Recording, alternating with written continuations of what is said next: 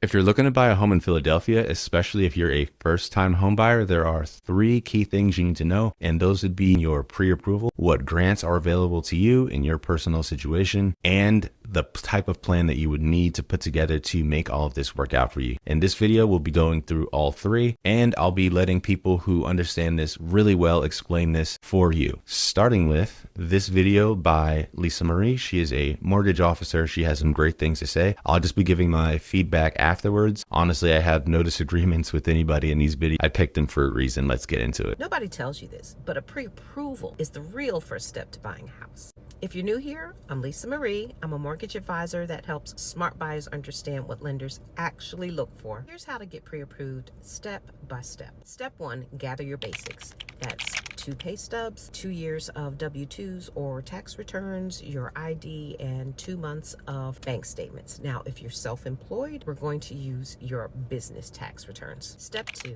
apply with a lender you trust. We're going to go through your debt, your income, and your credit to see what payment fits your budget, not just what the calculator says. And step 3, get your pre-approval letter.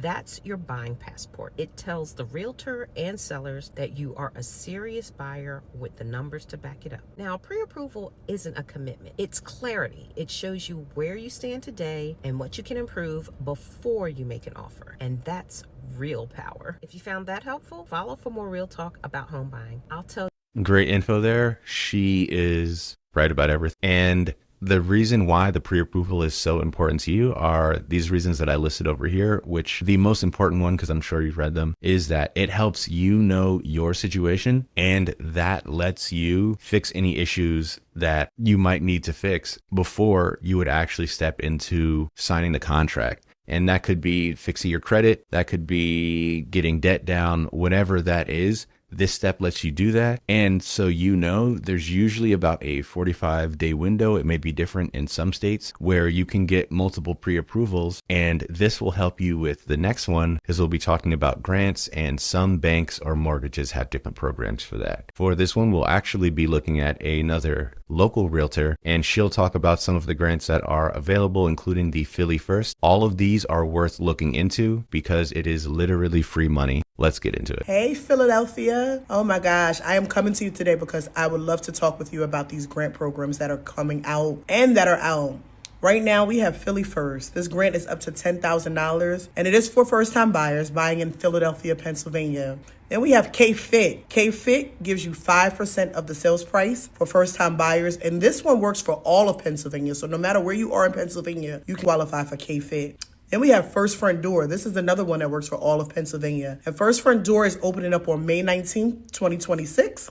This one went fast last year because they increased it from $5,000 to $15,000. And this is for first-time buyers. And the income limit for First Front Door, just to let you know, is $66,850. If you check out her page, you'll see a ton of great information there. But what I wanted this video to hopefully get across is that there are lots of grants that are available, and these will be a huge help in helping you pay down your closing costs, because everybody doesn't just have tens of thousands of dollars in the bank. And what I really hope that gets across in this video is that literally this is free money. It's not a loan. If it's a grant, that means that there's no repayment at all. They give you that. It helps you get your house, and then because you took all the steps in the pre-approval, your financial situation is good enough that you know that you get to keep that house. And that is actually how you build generational wealth. So to get into a bit more detail on that, we have one last video for you. And this is a more complete whole the way through way to do it. So I won't be playing the entire thing. This is a pretty long video. I do encourage you to look at his page. Let's check out what he had to say so far. Licensed mortgage loan officer. And in the last 2 to 3 years, I've seen people make some of the worst decisions possible with buying a house. Now they stuck in a house that they can't afford, or stuck in a house that they can't sell because there's not enough equity, because they overpaid.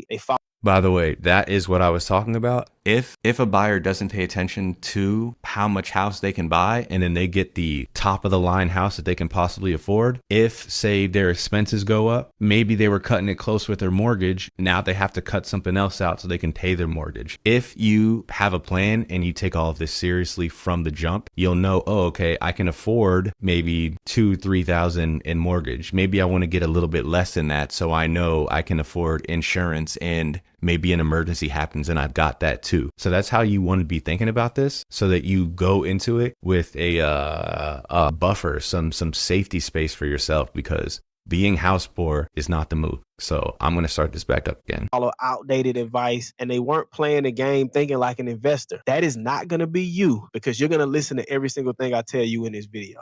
Number one, do not buy a house unless the seller pays your closing costs. And I know that's a bold statement. It may be controversial, but it is what it is. The reality is, by the way, another thing, when he said, do not buy the house unless the seller pays closing costs, the grants will also help you with closing costs. He's going to refer to something called a seller credit, and Philly is pretty good for those lately, because currently there are lots of inventory, especially if you're in Philly proper. So that is something that you should go into it thinking about. So know that between grants and a seller credit, there is a lot more that you can do, where you might have this much money, but this much is available to you to get that deal done. almost 80 to 90% of the transactions that I have been a part of in the last 2.5 to 3 years, the seller has paid the closing costs. The reason why is because houses are sitting on the market for longer. Interest rates are elevated. Home prices are elevated. So it's taking longer to move to move a house off the market. And because that's the case, you as a buyer, you have what's called negotiating power. This is one of the easiest ways to protect your cash on hand and lower your mortgage payment. So when you buy a house, your real estate agent needs to negotiate what's called a seller credit. That seller credit can cover closing costs, buying down your interest rate, a home warranty, and prepaid items like insurance and property taxes. I think he's going to get into this in the video a little bit later, but he mentioned buying down your rate, and all that is putting additional cash up front so that your interest rate is lower. And that's an option that you have, is something you want to think about. Keep that in mind. The goal, but it is what it is. The 2-1 buy down that folks were doing in 2022, 23, and last year, it was the biggest scam in the mortgage and real estate industry recently. The date, the rate, marry the house, it was the dumbest thing ever. And I heard all the real estate agents telling people to do that. The builders were telling people to do that. The loan officers were telling people to do that. And it gave people fake comfort. I don't hear about this as much in Philly, but I'm pretty sure what he's talking about is there was a while where, I'm not sure if it was agents or loan officers or both, but they were suggesting that people get what's called a variable rate. And all that is it means the rate can change with time. And there's different ways that can go. But what happens for a lot of people is they have a lower rate to start, and then a year, 2 years, whatever period later, the rate goes up. So their payment is low to start, and then it blows up later. So this is that thing we were talking about where you get your pre-approval done. You know how much money you can budget for. You don't want to set yourself up so that the reason that you hit that budget is because the interest rate lets you. Because when that interest rate changes, you're not going to be able to hit your budget anymore.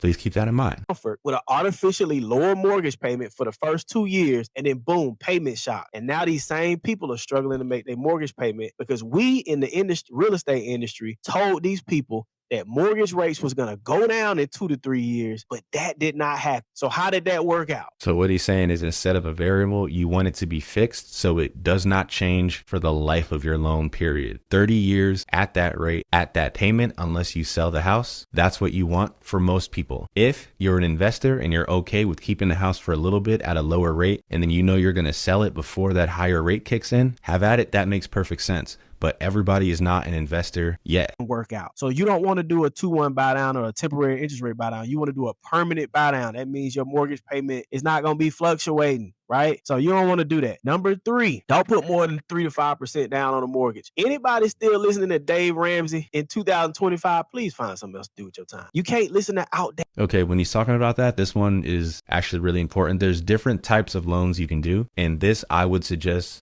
you look up. There are loans in Philly. There are banks in Philly that do mortgages that allow you to put down less than the 20%. If you are a veteran, you can get a 0% loan. If you're a veteran in Philly, you can get a 0% loan and grants. If you're a veteran in Philly that can get these grants and you're buying in specific places, you can get additional grants. So these are all things that you want to think about. I'll let this keep going. Advice and expect to win in this market. Even if you got 20% saved up, don't use that money to put on a house. Do 3 to 5%. As long as you can afford that mortgage payment, put 3 to 5% down. In a lot of cases, I made a video about this before. A lot of cases, you can still get a lower interest rate, even putting 3 to 5% down versus 20%. So the reality is, put 3 to 5% down. Don't use all your money. and stay liquid. Staying liquid is what's going to allow you to have an emergency fund. From here, I think you guys know, if you're interested in this channel, please check it out. But the 3 to 5% thing, that is a little dicey depending on how you want to do it. You can do it. That is a great plan for a lot of people because it actually gets them into a house. Saving up 20% is not possible for everyone.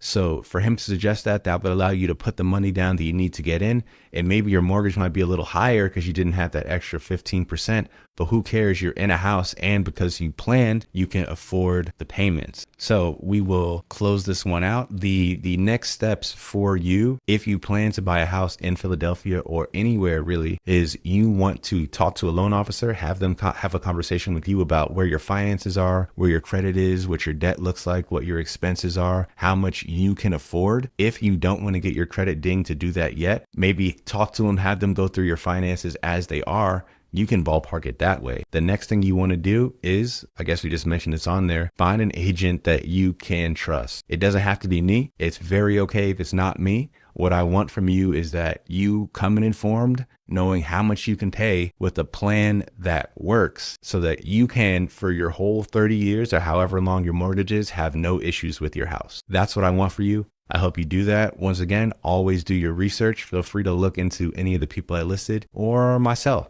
See y'all in the next one. Thanks for stopping by. YouTube is going to put a video over here at some point that it'll suggest for you. I appreciate y'all. See you in the next one.